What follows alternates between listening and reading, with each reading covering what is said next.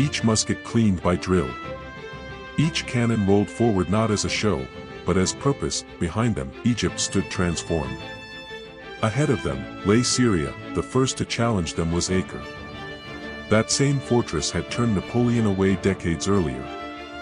Its Ottoman walls were thick, ancient, and tested. But Ibrahim was not his father's scribe, he was a tactician. For weeks, his artillery pounded Acre day and night. Earth-shaking blasts shattered towers. Smoke veiled the sky. Civilians cowered. Ottoman gunners returned fire, but it was uncoordinated, desperate. Ibrahim observed from a hilltop, silent, calculating wind and range. Then, at dawn on November 27, 1831, the walls cracked. Egyptian troops surged forward. Street fighting erupted. And by sunset, Acre had fallen. The news raced ahead of the army like wildfire. Damascus did not wait to resist. The city's leaders approached Ibrahim with a silver key, symbol of surrender. There was no battle. There was no blood. The people opened their gates willingly. For centuries, they had bowed to Istanbul. Now, they bowed to Cairo. Local merchants whispered, "Better the lion you see, than the jackals you know." And Ibrahim did not disappoint them. No homes were looted. No temples burned. Discipline reigned like law. He made it clear, Egypt did not come to plunder. It came to rule. Jerusalem came next. At sunrise, Egyptian flags passed through the same gates crusaders had once fought over. Ibrahim entered in silence. Churches remained untouched. Mosques undisturbed. He ordered his men to show respect.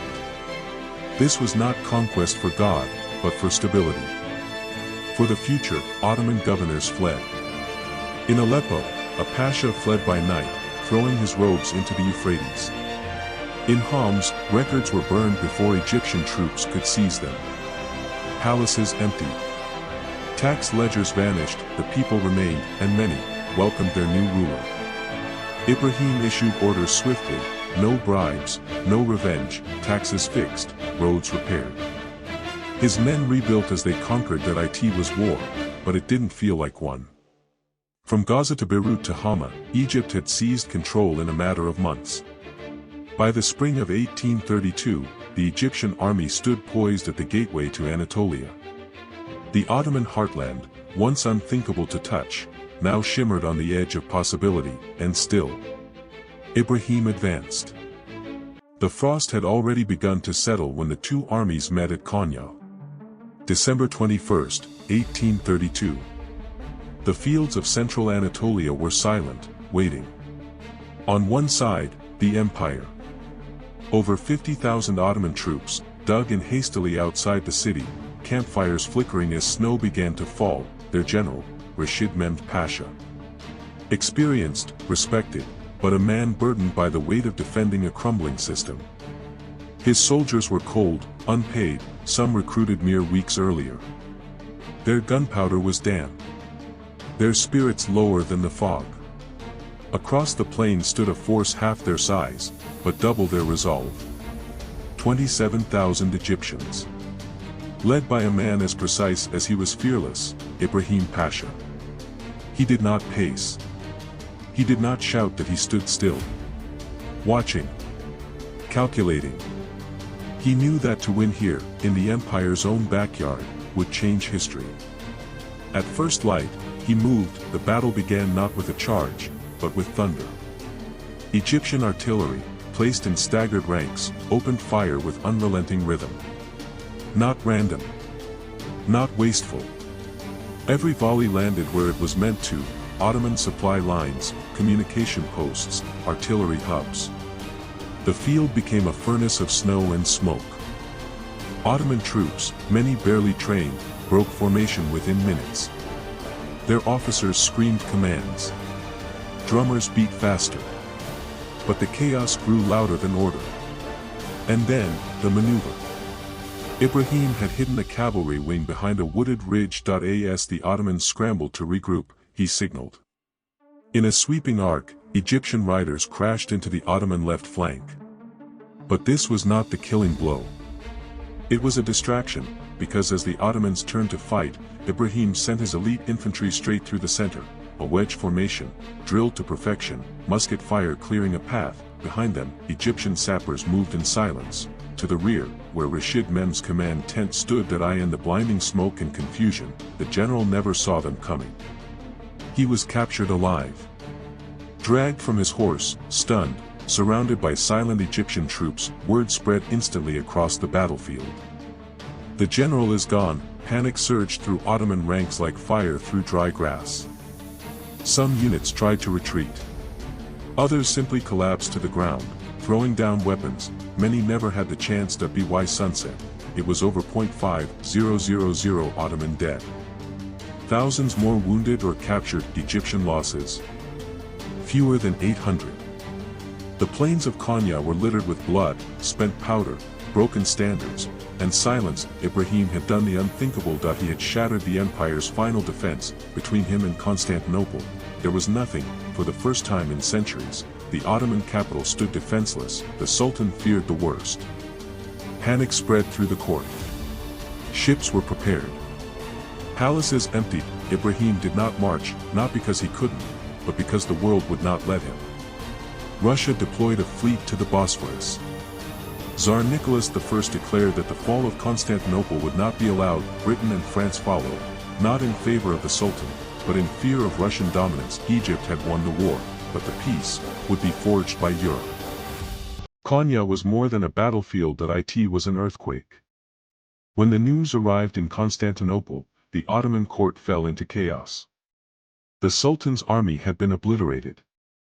His general taken in chains. And Ibrahim Pasha, the governor's son, now stood within striking distance of the imperial capital. There was nothing left to stop him. Sultan Mahmud II, desperate and surrounded by silence, issued emergency orders: seal the palaces, ready the royal barges, burn sensitive archives. It was not pride that saved the throne. It was fear, from the outside. In the chill waters of the Bosphorus, a new fleet appeared. Not Egyptian. Not Ottoman. Russian. The empire of the Tsars had been watching. And now it acted.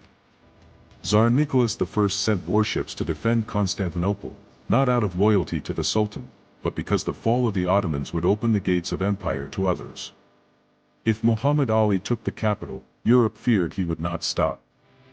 And so, diplomacy rose from the smoke. Britain, France, Austria, and Russia converged. Not to punish Muhammad Ali, but to manage him. Because a new Egypt, industrial, modern, victorious, threatened the balance of power more than a dying Ottoman throne. In private letters, British envoys wrote, "The lion is admirable, but if we feed him too well, he may prowl into our gardens." The solution? Compromise. In May 1833, in the provincial town of Kütahya, envoys from Cairo and Constantinople met under cold marble arches. The Sultan, furious but helpless, signed the treaty. Muhammad Ali was granted control over Syria, Palestine, Mount Lebanon, and the Adana region of Anatolia. It was a massive reward. On paper, Egypt now ruled the entire eastern arc of the Ottoman Empire. But behind the ink, the war was not truly over. For Muhammad Ali, this treaty was not enough. He had won every battle, seized every fortress, made sultans tremble. But he was still not free. He remained a vassal. His rule over Syria could be revoked. His title still came from Istanbul. And more importantly, he had not carved his name onto the future. Ibrahim Pasha returned to Cairo. His soldiers were greeted as heroes.